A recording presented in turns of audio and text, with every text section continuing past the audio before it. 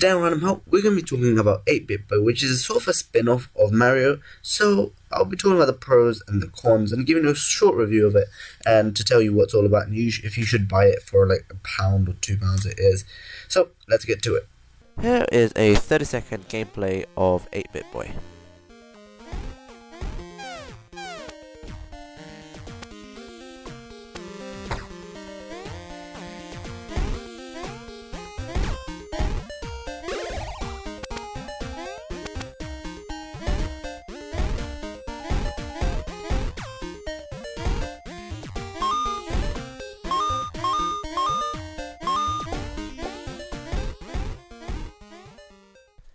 So, what are the pros of this game? Well, firstly, it's easy and quick to play. It didn't take me too long to get familiar with it, as it is familiar to the Mario setup. So, that makes it easy for me to just get on, like play 5 minutes and go away. So if you have like 5 minutes and you want to play it, then this is a great game to play. And it's quite cheap, and it's cheaper than Mario, so if you want a Mario alternative, I guess this game is pretty good for that. There is controller compatibility as well, so that means if you have a controller that you want to use, like so a Nintendo sort of controller, use A and B, then you can use that for this game. I think Xbox kind of controller would tend to work better.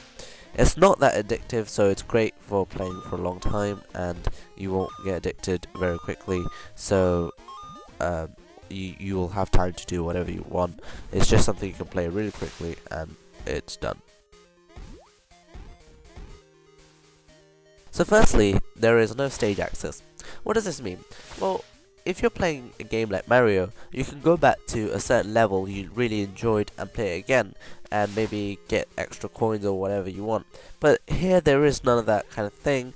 But you can go from world to world, but you can't really go from one level to another, and I think that's kind of shameful because like you want to play a certain level and you can't do that. When you're replaying, like say you died, it will go all the way back to the start. There's no sort of checkpoint where you can go back to when you die, and I think that's kind of shameful.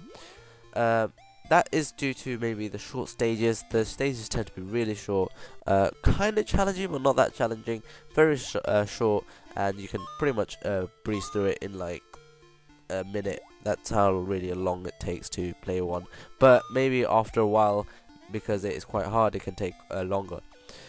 There's nothing new. There is nothing new. It's a lot like Mario. There's a few maybe new quirks in the shooting or the fireball thing that you had with Mario, but there really isn't anything new, any new mechanisms like that I would have liked. So it's kind of disappointing that aspect, because it could have been a really good spin-off of Mario, but it really isn't.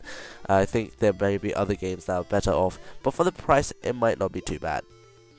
So after playing for a while, I did see that I wasn't playing it for much long and did get kind of boring after a while, but it is kind of interesting to play, and if you want to play it for like 5 or 10 minutes quickly game, and this is a good game to play. It's quite cheap, it's for £1 or £2 so on Steam, and I think for that reason it's a good spin-off in terms of a cheaper version of Mario, but you can find a lot of better games online.